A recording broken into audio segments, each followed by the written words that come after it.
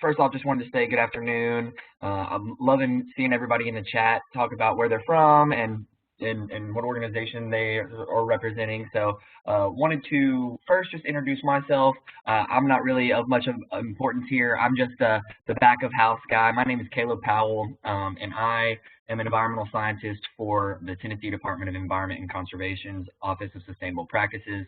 I'm just going to be the chat guy, webinar host, if you will. So feel free. I see a lot of people already know where that chat box is, but if you have any questions or concerns, and of course, we hope that these presentations bring about some questions and our speakers will be able to answer those for you. But also, if you're having any issues with audio or video, feel free to just send a message to me in the chat box that's over on your right side. Also, do notice that there's a drop-down box for who you are sending the chat to. That can be all participants, which is what everyone I think is doing currently right now to introduce themselves. But if there's something that you just want to mention just to me, maybe if it's about your audio or video or something that you just need to mention to me, make sure that it's got the word host or panelist or presenter in it. But the main thing is if you just want it to go to me, scroll all the way up to the top and it will say host, and that'll be just a message that's directly to me. So everyone's muted upon entry to reduce the amount of background noise and sort of help move through these presentations. Wanted to say thank you for everyone for registering and being a part of the webinar. We can do these presentations, but if we don't have an audience, then what is it? So today we're going to be talking about strategies for hosting an in-person partner event for Food Waste Prevention Week.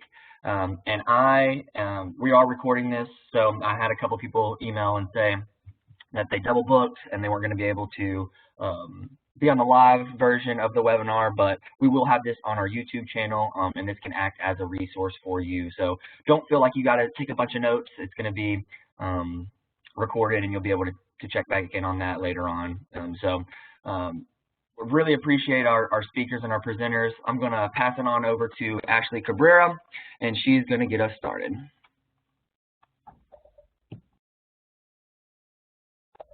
Thanks, Caleb. Can you hear me okay? Yes, ma'am. Awesome. Thank y'all so much for joining us today. My apologies for not seeing my face. My camera just is not cooperating with me, but you have my voice, so that'll be good enough today. Thanks for joining us.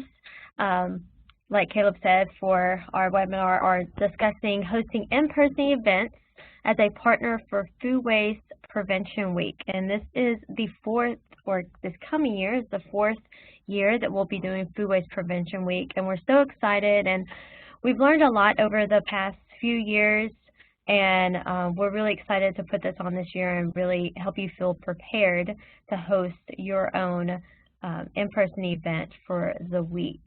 If you do know me, I used to be with TDEC. I am no longer, but I am still on the National Committee for Food Waste Prevention Week, and so I am sitting on that committee and helping out with in-person event planning and resources and whatnot. So I want to just point out a few things from last year. We had from Honolulu all the way to the other side, Hershey, Pennsylvania, over 1,500 people that attended 18 events during our 2023 Food Waste Prevention Week campaign.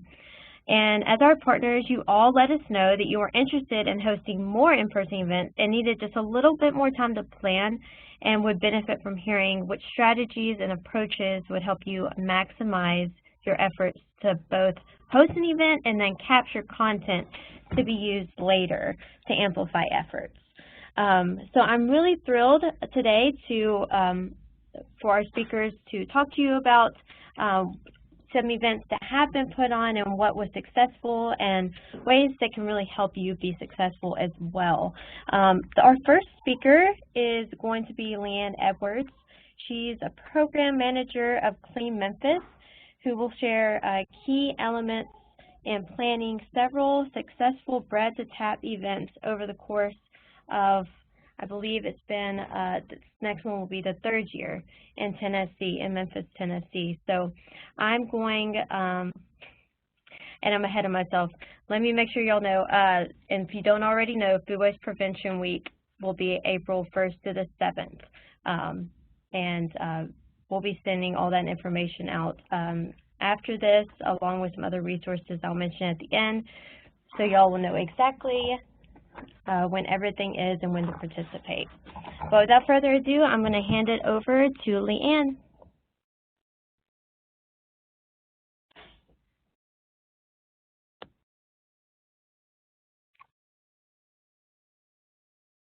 You might be muted, Leanne.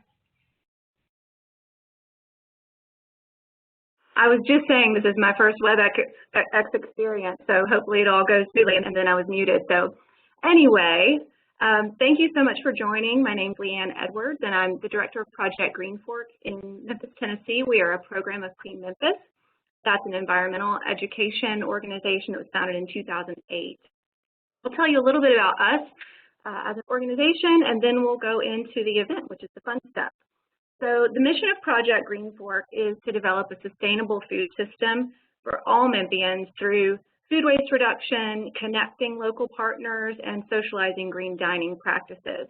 And like a lot of you, I'm sure, our goal is to reduce food waste in Memphis by 50% by 2030. So through Project Green Fork, we have over 40 restaurants, coffee shops, and breweries who are certified as using sustainable practices. And these establishments meet 6 steps of certification, which include things like waste reduction efforts, energy and water conservation measures, and using recyclable and or compostable containers in their operations. Another facet of PGF is to drive food recovery efforts locally. So we have a food rescue coordinator on staff who works diligently to connect our local food donors with rescue organizations and puts an emphasis on finding the right agency for the donations, and that's based on location, frequency of donation, type of donation, and quantity. Project Green Fork hosts 3 community events per year, including Love Food, Hate Waste Memphis, which we'll talk about today. And in looking towards Food Waste Prevention Week 2024, I'm really happy to have the opportunity to speak with you about last year's event. The Love Food, Hate Waste is produced in partnership with Tennessee Department of Environment and Conservation and is one of several similar events that's held throughout the state celebrating Food Waste Prevention Week. It's a bread to tap event, meaning our partner brewery, Memphis Made Brewing, who's Project Green Fork certified, rescues surplus bread to turn it into this really delicious beer made especially for the event. Last year it was stale bagels. We'll see what it is this year. He's always very creative. This is a key element, and it really creates space for great conversations around creative uses for surplus ingredients. Love Food, Hate Waste is free, and it's open to the public thanks to support from local sponsors. And it really brings the community together over food, music, and of course that complimentary beer. We use it as an opportunity to highlight the work of many of our area last mile organizations and community partners. I brought up sponsorships, and I want to talk about that quickly. So this is a fairly low-cost event for us to host, but those sponsorship dollars really go towards that creation of the specialty beer. They go to our chef partners who do the demonstrations. We want to be really respectful of their time and of their ingredients. We also help them glean ingredients wherever we can. And we also use sponsorship dollars for rental costs we might incur for tables and linens and all of those small things that go into event setup. So some opportunities to save. We don't ask the tap room to close to their regular guests, so that's just more people who are engaged in the discussion, which is good. It's typically on a Saturday midday, which means that there's not usually a lot of traffic in the tap room anyway, so this is a great opportunity for our brewing partner to have some additional revenue from our guests who are on site. We also have a really good relationship with our brewery partner, so we talk through, what the space will look like, how much room we think we'll take up, how many attendees we think we'll have, and all of that. We also schedule a food truck to be on site, just like a tap room generally would, and their revenue comes from the guest purchases. So there's not usually a rental fee associated with that. They just come on, and we have a good relationship with them as well, and it's an opportunity for them to have exposure and sales during the time of the event.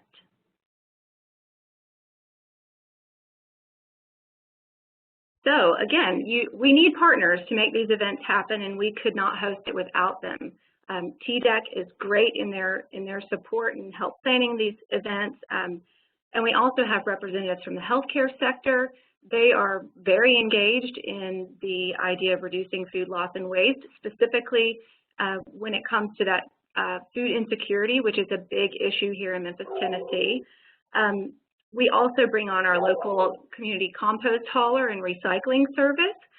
They typically donate their services to us to haul away, but they also act as tablers, and they help us to make it a zero waste event. Now, in return, we offer them an in-kind sponsorship package where we highlight their work on our social media channels when we are promoting the event. We also partner with area last mile organizations, our Project Green Fork certified restaurants and food trucks, and of course our brewery partner, who is almost always Memphis-made brewing.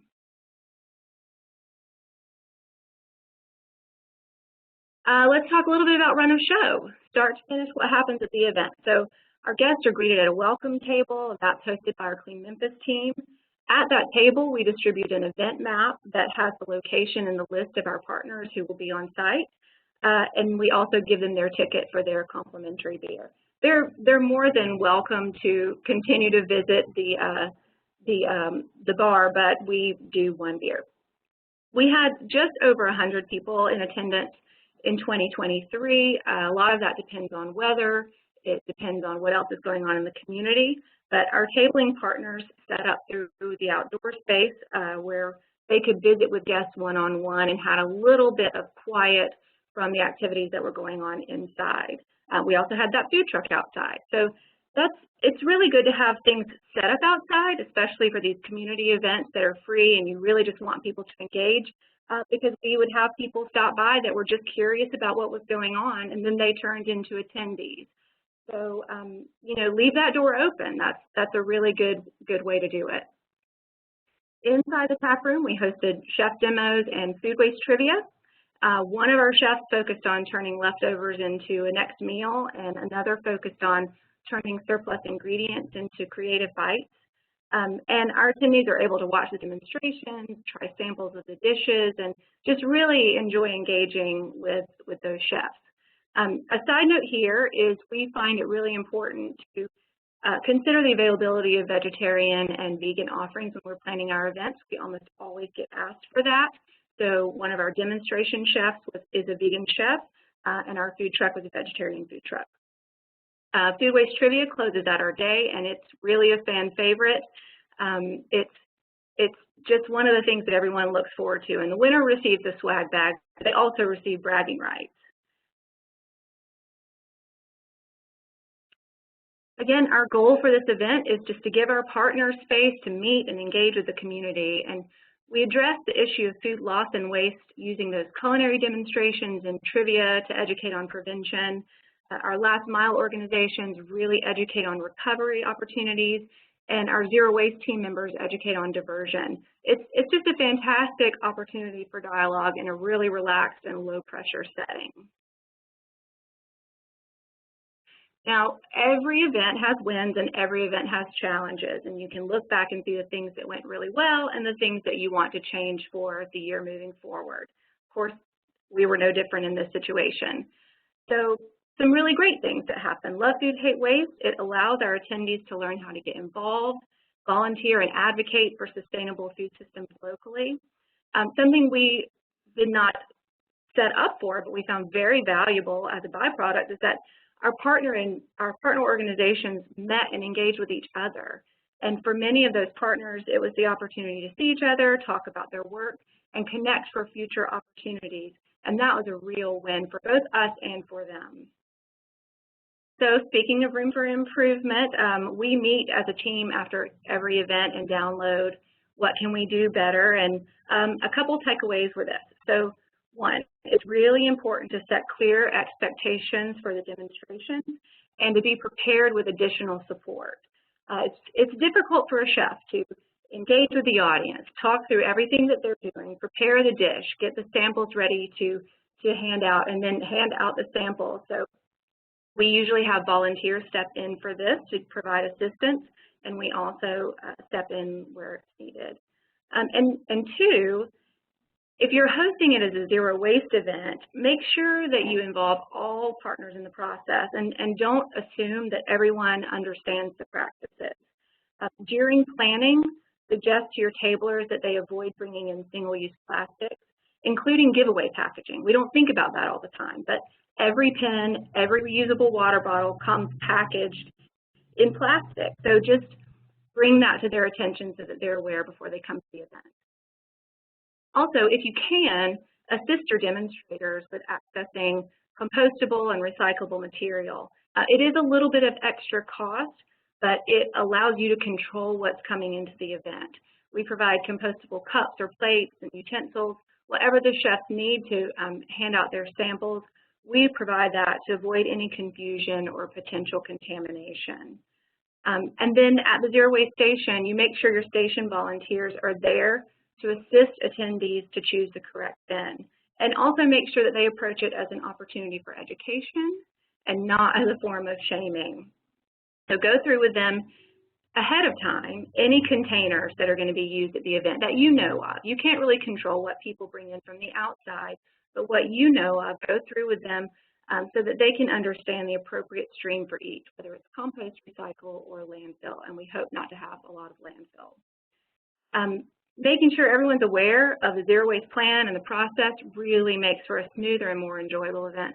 And if the goal is to provide education in a fun environment, everyone's comfort, and that includes team members, partners, volunteers, and attendees, that's all key to having a successful event. So thank you so much for allowing me to speak to you today about Love Food, Hate Waste Memphis.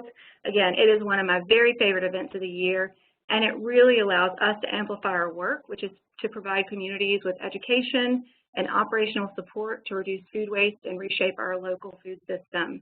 Thank you so much, and I'm happy to answer any questions. Thanks, Leanne. Appreciate it. I was going to say we're going to open up for, oh, Leanne, mute real quick. I think I'm getting some, there we go. So we're going to, if you have any questions, you can put them in the chat or save them. We'll open it up to questions after we hear from our next speaker. But I will say, just from experience working with Leanne and her group in Clean Memphis, they're really great. And one of the, I mean, there's many things that led to the success of these events.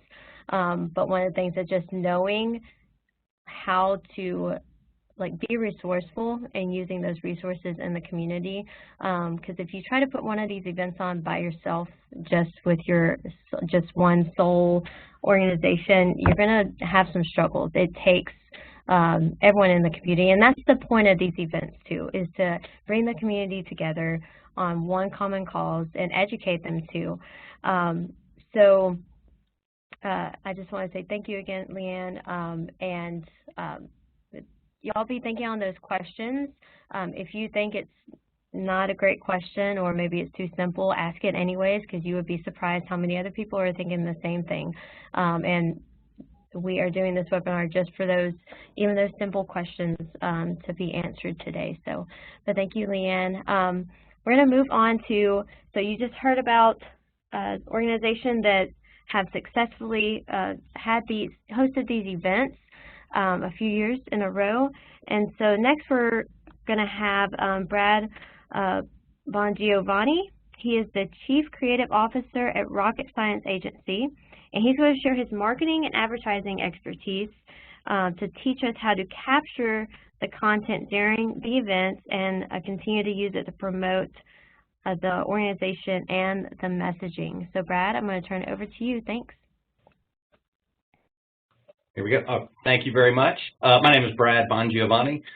We are based here in South Louisiana in Baton Rouge, and if you know anything about Louisiana, we are a very food-first community. It brings all of us together, all of this big melting pot. I'm the President and Chief Creative Officer at Rocket Science. We help support Food Waste Prevention Week on all of the imagery, the themes, graphics. We also support the Oregon DEQ for a number of years, and if you've seen the Bad Apple campaign, that was us that helped create that in collaboration with the DEQ, and looking forward to DEQ's activation and Food Waste Prevention Week's activations in the coming months. So going to jump right in. Today's conversation is about content, content, content. As we always say, the story is the story. So how do we do that? Where do we start? And I'm going to go through this fairly quickly so that we can have some time for questions. So our concept, I'm going to show you two videos. This concept started with, hey, actions speak louder than words, right? We wanted to be able to show people engaging in an initiative that had to do with coastal restoration. Very complex issue, much like food waste, the entire world of food waste. It can be a complex issue for folks that don't live and breathe it every day like we do. So we created these experiential events that were hosted to engage and interact in these high traffic areas. So we always take a step back. What are we asking of our audiences? You know, what do we want them to do? So okay, great. We put out a request. We have a lot of people show up. Well, what do we want, right? So we've made a big impact. A loud explosion is a big impact, but what does it want you to do, right? So we asked this up front with ourselves and with our client. What are we asking? What do we want these folks to do? Can we ask individuals on site, can we ask them just one thing to engage with them, right? Can we make it emotional? So what we came up with was the idea of these interactive boards, and these are just conceptual right here, but I'll show you a video with them in practice. So we asked people what they would miss. Hey, if the coast was gone, it was a very kind of a neutral question. Obviously, you've got varying degrees of different politics or approaches, but everyone wants the same thing in the end. Well, we hope they do, right? So we asked folks, what would they miss? We asked them to draw one thing. And that's where our concept started. And I'm going to play this video for you really quickly.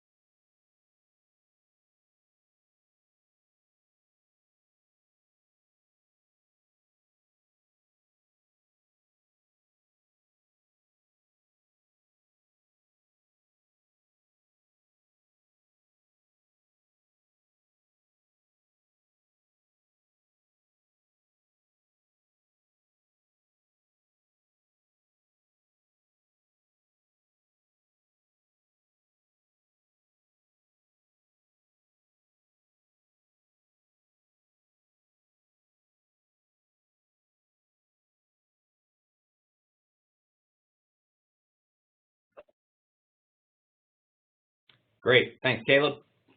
Now, you saw that event and some type issues here. One thing I'm going to get back to exactly how we did it and what it means, but the location and logistics, we had to really plan that. That was at a mall in one of the high traffic areas in New Orleans.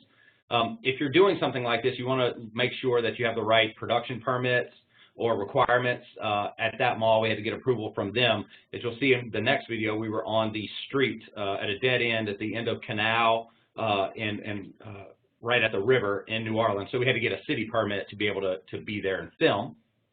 So those are two things you want to make sure of. And then the interactive component, you know, we wanted something interactive. We needed some materials that folks could engage with, and you saw we captured that on video.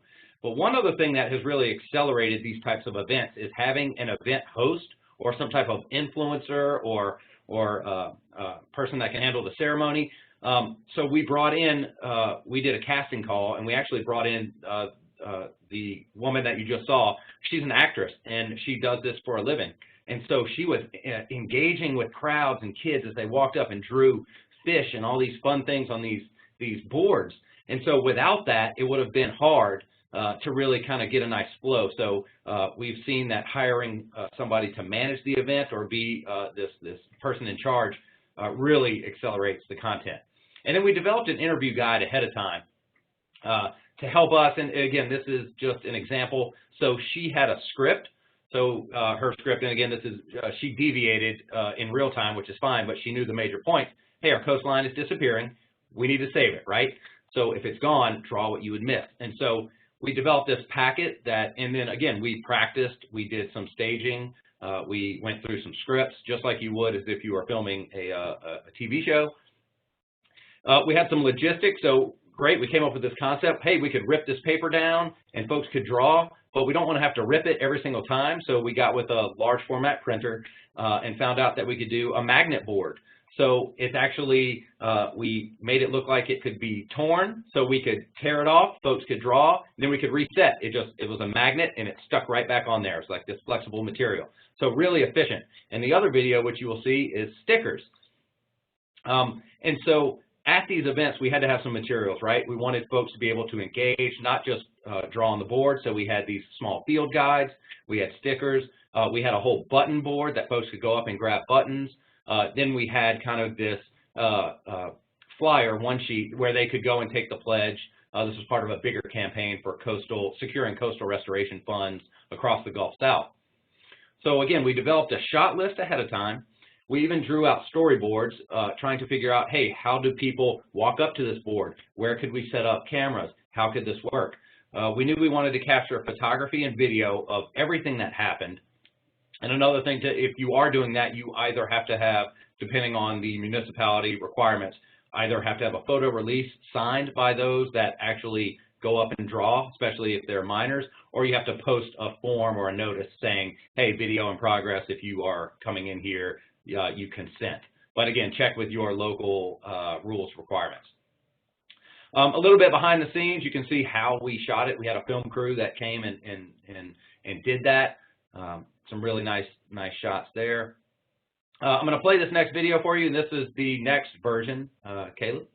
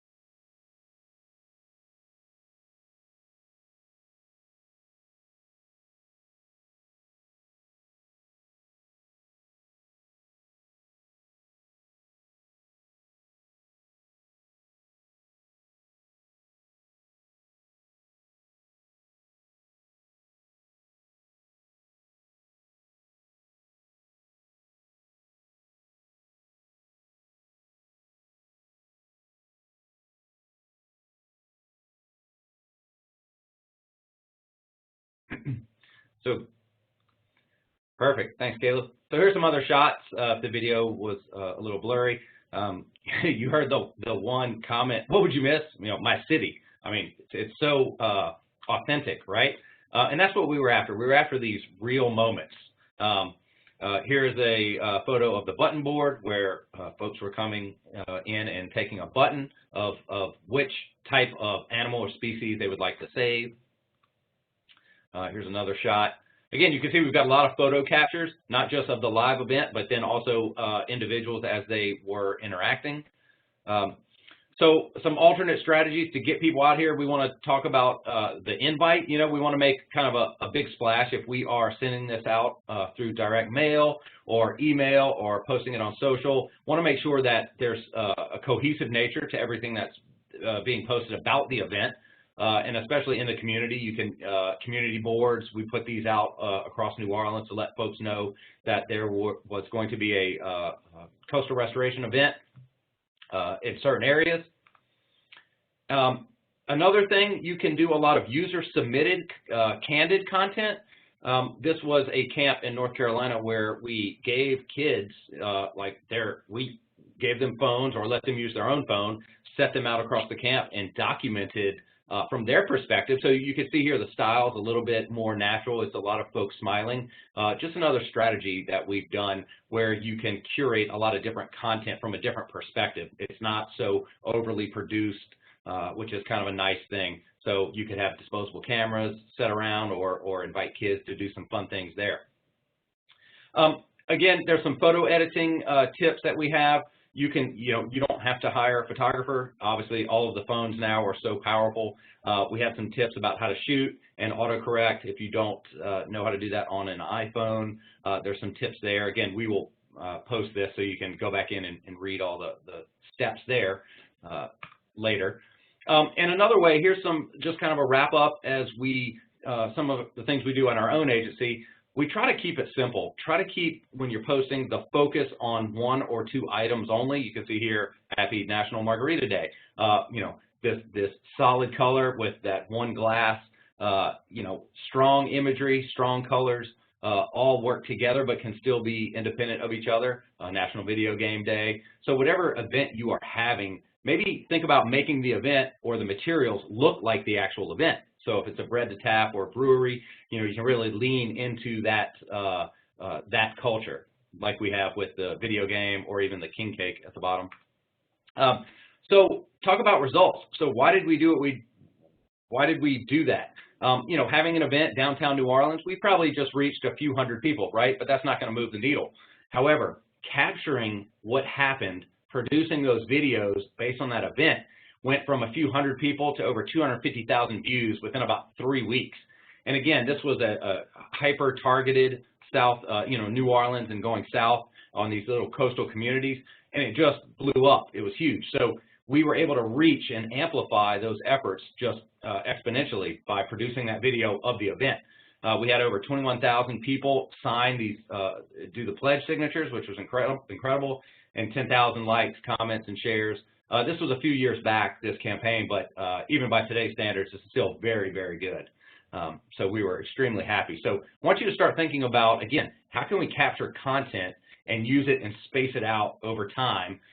We probably got 3 months worth of actual content from these events that lasted, I think we did them over a 2-day period. So again, that's just scratching the surface. Would love to hear any questions, and thank you for letting me present. Thank you, Brad, so much. That was so fun to see. Interacting with people at events or just doing that, that's amazing. I would love to see more of that for sure. Before I ask questions, jump back to Leanne, I wanted to ask you a question that popped up, asking about giving suggestions for low to no budget suggestions, as some organizations may be working with that. Yeah, here's the good news there. The way we're seeing just an entire shift in the advertising, especially in the social space, more authentic and real content is getting more engagement. So by using your own phone or videoing, even cutting things together, maybe in iMovie or CapCut or on Canva, is actually becoming more accepted. And like I said, it doesn't have that fully produced look. However, users on social want to know that it's authentic and it's kind of like in your backyard. So lean into that user-generated content. You can do a lot of it yourself, and don't worry that it's not produced, because again, we're purposely making things look as if they are user-generated, because that's just what consumers are are leaning into more. They don't want to be told what to buy. I mean, I'm sure everybody's in the same boat. They want to hear from, no, this is Jane in Memphis. She's leading the charge in food waste, and the community is behind it. So, yeah, that's a great way. So, yes, we do have participants sign photo releases depending. Here we do. Again, there's different rules, but yeah, we have kind of one sheet samples. Be happy to provide a template if anyone needs those, and they sign those releases. So do our talent. They sign a release saying that we paid them, I don't know, a few $100 for the day, and that we would use it in perpetuity and use it across all these media channels. But there's some boilerplate language in our releases. Brad, and just to add on to what you were saying for the question about low to no budget, I really enjoyed when you talked about like disposable cameras. I think that is just like a really cool look, and it's not expensive. You're able to pass a bunch of them out, and you know, see from the candid look from participants, or that's something that I hadn't really thought of, and I appreciate that, and I think that's something that aligns pretty well with that question that we got. Yeah, no, disposable. I went back and grabbed my wife's old point and shoot camera from 20 years ago, and we took a lot of photos with that, and they just had a completely different look. You know, my 13-year-old daughter's like, oh, that looks, you know, but they've got the hard shadows. We use that in a tourism campaign. And I thought that Polaroids were cheaper. I don't know if you priced those. They're actually, the film for those are quite expensive, but you might want to stick with the point and shoots or your phone. So. Definitely. So there's a couple questions that I think, let's see, some came in for Leanne. It says, how far in advance does your brewer need to start making beer from old bread? So it actually doesn't take him very long. Last year, I think he gleaned 2 weeks prior to the event. It was very short turnaround. We'll start really ramping up planning in January. So he's prepared. He knows that it's happening. He's kind of wrapping his mind around it, but the actual gleaning comes pretty close to the event. Let's see. Ashley, yeah, I wanted to chime in on that. What Leanne said, that is totally true. Just a heads up, if it's someone you haven't worked with yet that's not familiar, they do need that heads up to put it into their, I'm going to butcher the name here, but breweries have certain schedule and cycles of different types of beer and stuff like that. So, and I can't remember his name from Memphis Made. Drew, is that right? Okay, Drew has been doing this, has done this several times. And he's always open to it. So if you're approaching someone that's new, you need to go ahead and get a commitment first and make sure that it can actually be, they can actually put it into their schedule of brewing. Just wanted to throw that in there. Let's see, ahead. Another one said, do you work with only one food rescue organization to provide food for the chef demos? Generally, what we do there is reach out to local grocery stores. We have a couple grocery stores that have delis inside that are Project Green Fork certified, so we start there because we already have a partnership. But we ask them if there is anything that that our chefs can choose from. Sometimes our chefs have their own ingredients that they need to use, and they'll incorporate that. We will generally give them a small fee, a small payment for some just extra ingredients they may need to use to round the whole thing out. But we do start with our local grocery stores. And I should also say that at the end of the event, if the chefs have food that's appropriate for donation, we do donate that food to one of our rescue organizations that's tabling in attendance with us. So that kind of closes that zero waste opportunity there as well. This one's what it goes with it. I guess that question, it says, how did you motivate chefs to get involved in these demos? Well, we have sort of a captive audience with our Project Green Fork certified restaurants, which is nice. But what we find is that there are a lot of people that already have very, very strong feelings about being sustainable in their practices, whether that is for an economic reason, for an environmental reason, or a social reason. And so we just tell them what's going on and how it will impact the community, and give them a good idea of what's happened in these events ahead of time or before events prior. And it's been really easy to find chefs to be engaged. If they have time for us in general, we find that they want to be there and want to be active.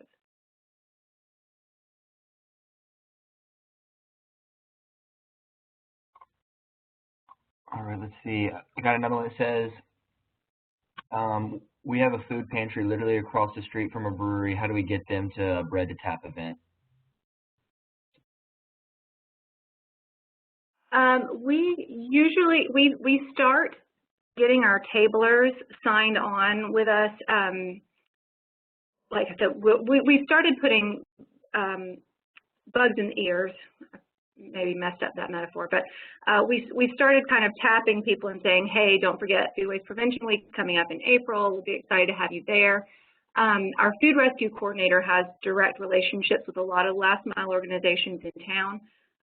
But as we're continuing to recruit, you know, a cold call is not a bad thing. So show up, tell them what you have going on, tell them what your event's going to look like, and in general, just like with the chefs, people can come together on this idea that food should not be lost or wasted, and whatever their motivation is behind that. So we find that people just really want to be involved.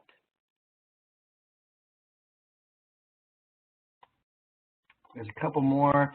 This one says, I'm reading to and teaching kids about food waste. Is there anything I need to know or do to make it more engaging for them? Well, that is a great question. So we have a team of educators on staff at Clean Memphis who are in classrooms regularly doing environmental education.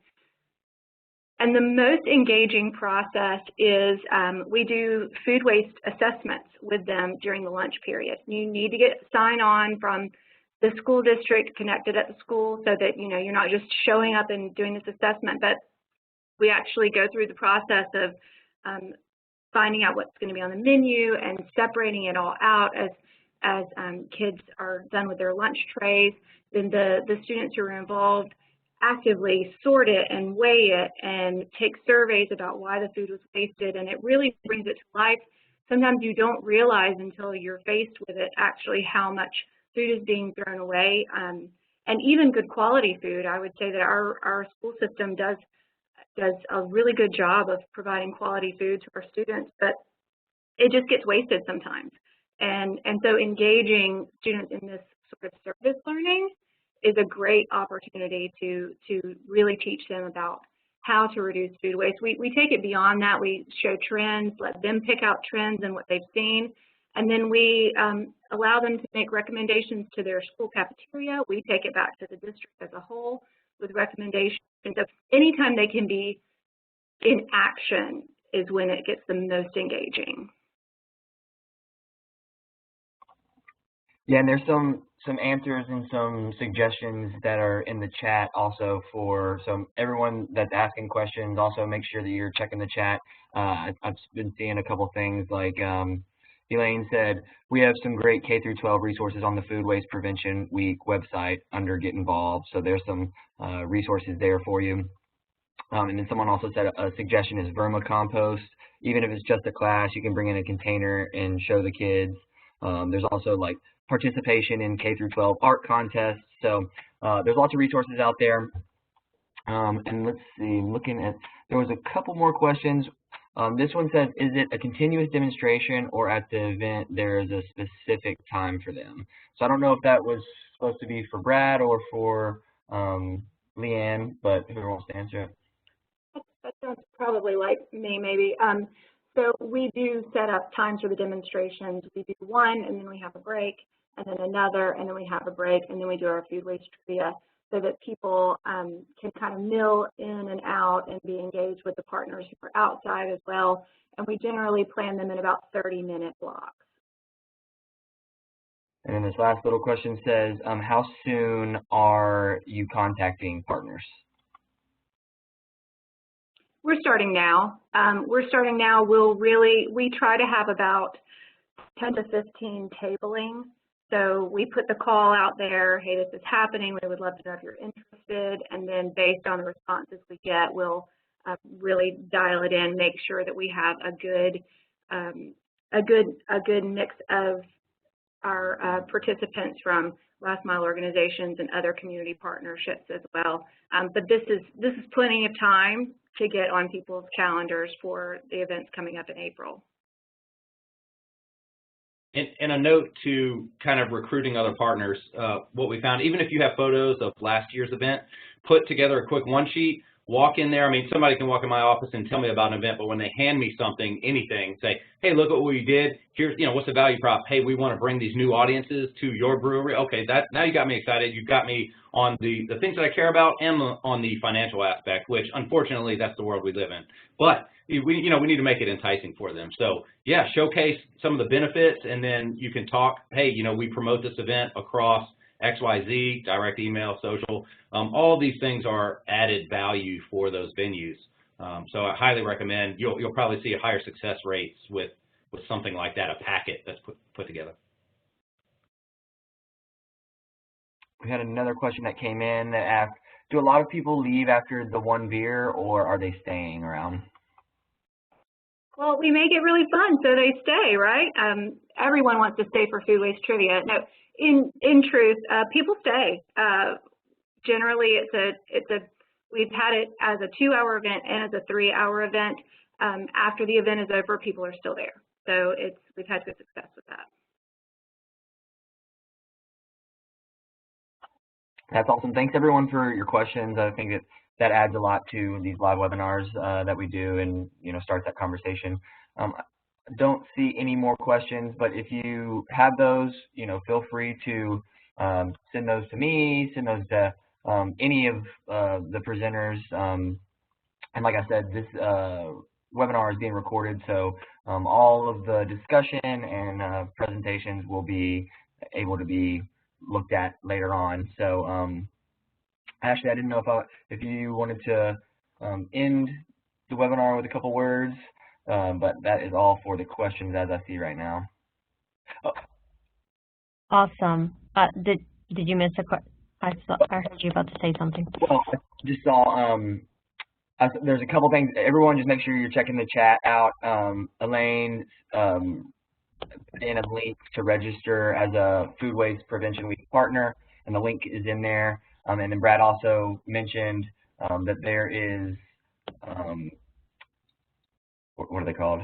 Pounds. I feel hashtags. Hashtags. Why couldn't I think of that? There's hashtags to use for all your posts, blogs, any type of social media that you're going to be putting out for Food Waste Prevention Week. Make sure to use those so everybody can sort of have a collective effort and see what everybody else is doing. But I'll pass it back over to you, Ashley. Thanks, Caleb. Always a good host. Yes, so a few of those things that Elaine and Brad have put in the chat already, take note of that. So if you're going to be hosting an event during Food Waste Prevention Week, we're going to promote it and would love to promote it on the website, as well as repost for you on social media. So if you visit the website under the Events tab, you fill out the information about your event, and then we'll share it. Note, though, the website is being refreshed for the 2024 campaign, and so you'll be able to access the form there within the next few weeks. But in the meantime, I'm going to put the link to that in here, and then you can also feel free to email Elaine Fiore with questions that you may have. Make sure that's going to send. There we go. If you have any problems as well, let us know. And also, TDEC under the Get Food Smart TN program, which promotes reducing food waste, created a toolkit on how to host an in-person event, and that will be shared on the website in the next week as well. So make sure to check that out. I believe it will be posted on TDEC's website as well, so we'll make sure to get that information out to everyone. As you are considering hosting an event and curious if other organizations in your community are part of Food Waste Prevention Week, make sure you check out the partner map, which is updated every 2 weeks. And we're happy to connect you with any of these partners. Like we mentioned towards the beginning of the webinar, it's important to get other people in your community involved to put on these events and not just go solo on this. Additionally, want to mention that our goal for partners this year is 750. So if you haven't registered yet, please do so, and also encourage those who are in your network to join us. The partner just means you're simply going to share all the information, all the educational information on the week. Additionally, that can also mean hosting events and sponsorships as well.